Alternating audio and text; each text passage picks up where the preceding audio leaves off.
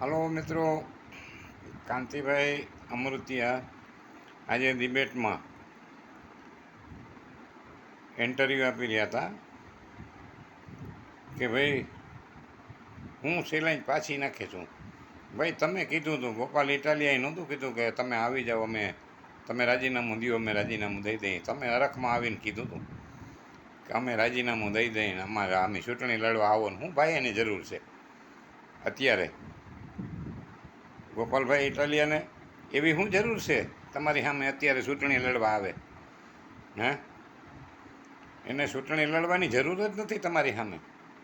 એટલે આ હું તમારે ઠાગે ચડાવીને રાજીનામું દેવરાવું લાગે એટલે એની પબ્લિકમાં હાસી થાય એવું એવું કામ ઠાગે ચડાવો તમે ભાજપના સારા માણસો બધા તમારા મોરબીની બજારના ખાડા બૂરી લ્યો, રોડ હરખા કરી લ્યો, જે પબ્લિકના કામ છે એ કરી લ્યો, એ કરો. રાજીનામા દઈને ગોપાલ ઇટાલિયાને હરાવવાની કોશિશ ન કરો.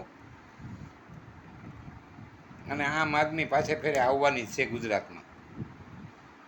મિત્રો, તમે કિસાનોના કે કોઈના કામ નથી કર્યા. ખેડૂને તો ભાજપ સરકારની પાક વીમાનું ઓળું ઊભું કરી બેંકમાં કરજદાર કરી દીધા.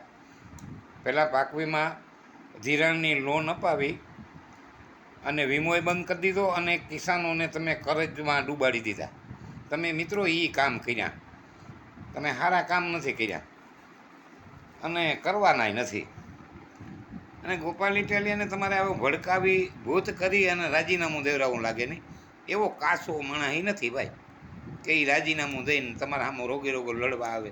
હું એને જરૂર છે લડવાની ભાઈ? ધારાસભ્ય તો છે, ગુજરાતની વિધાનસભામાં બેહવાનો તો છે, તમારી સામે જ બેહવાનો છે. હવે તમે એમાં કાંઈ કરી ના શકો ભાઈ. અને એ પાછે ફેરે છે ને ભાઈ, છૂટાવાના જ છે. પબ્લિક એના ભેરી જ છે.